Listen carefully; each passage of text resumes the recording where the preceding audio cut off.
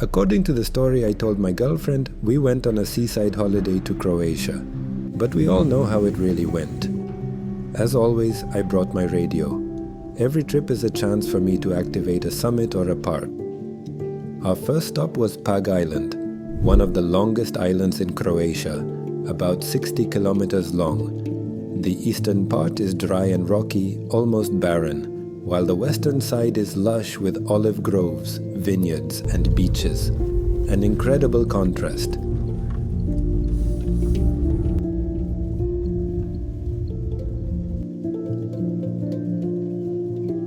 We decided to hike the Martian Trail, a path through rocky landscapes shaped over centuries by wind and sun into almost otherworldly forms.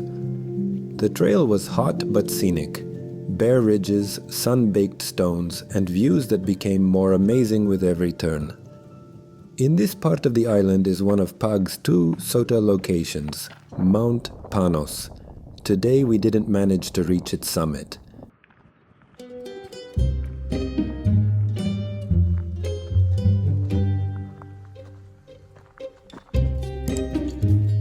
The next morning, while my girlfriend was still asleep, I set off for the mountain. Panos is only 218 meters high, but climbing in the dark was challenging. Seeing the first rays of sunlight from the summit made it all worth it.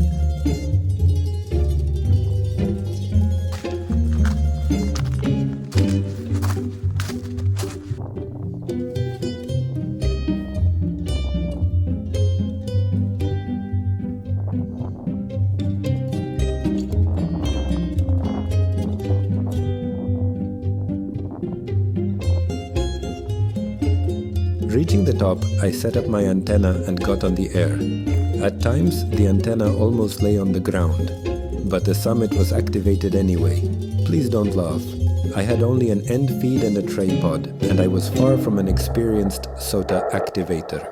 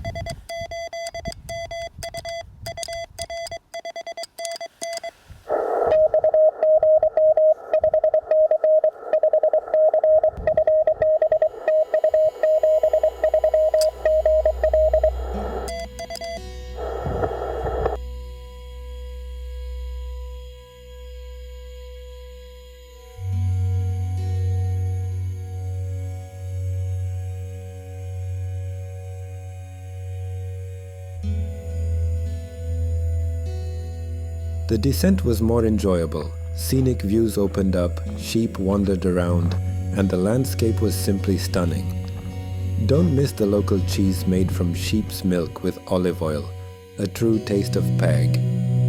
By 8 a.m. the day was already full of promise, and we left the island eager for the adventures ahead.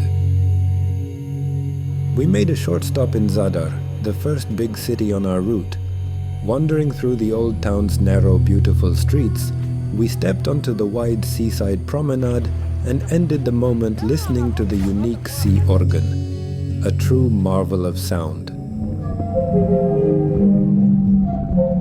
Як тобі?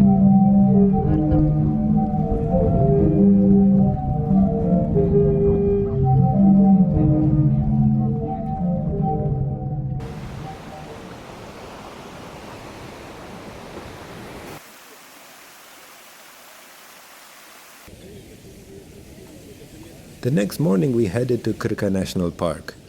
Even outside the main season, the park is full of tourists, and on the main paths you often end up walking in a steady flow of people. But step just a little off the main route, and you find quiet corners where you can truly feel the nature of this place. I first saw Krka's waterfalls in photos many years ago and immediately knew that one day I had to see them in person. And now, that day finally came.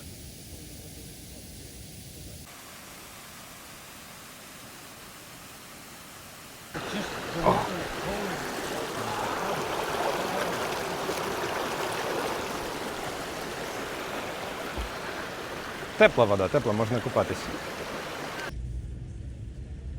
After the waterfalls, we arrived in the town of Omiš. This small, cozy town immediately stole my heart. Scenic mountains rose above narrow streets, delicious food, and friendly locals made our stay special. Omiš was once a hub for pirates who controlled the Cetina River. Their swift boats would hide among the cliffs when pursued, and trading fleets paid tribute for safe passage. Today, only old fortresses remain above the town, but the spirit of adventure is still alive. What will we do with a drunken sailor early in the morning?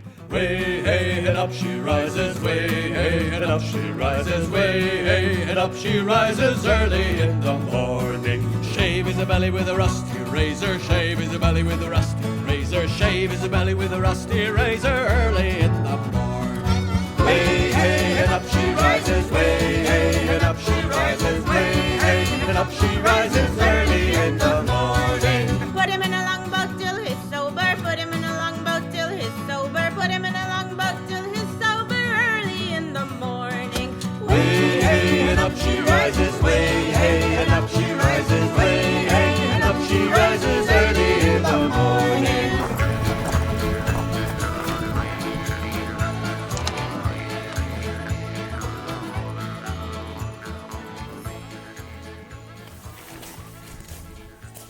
Of course, I couldn't just admire those majestic mountains from below. So early in the morning, following our usual routine, my girlfriend stayed asleep while I headed up into the hills. Despite the forecast promising thick clouds, I was greeted by an unexpected sunrise. The trail was peaceful and beautiful, and my goal was Mount Kula, standing 862 meters above sea level.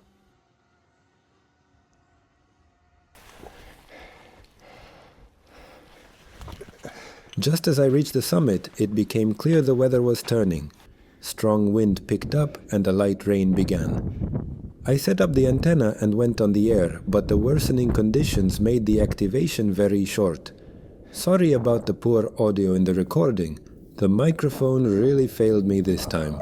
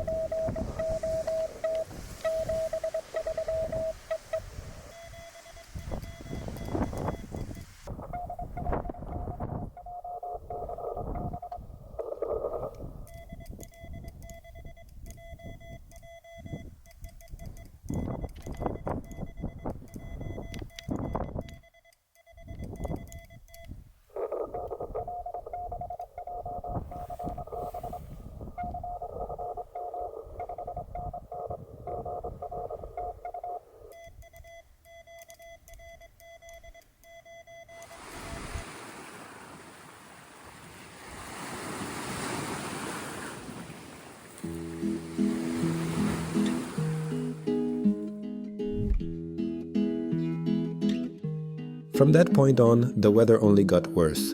Strong winds, a stormy sea, and light rain followed us almost all the way south to Dubrovnik. Because of this, we had to skip a few planned spots. But that's just how this journey unfolded.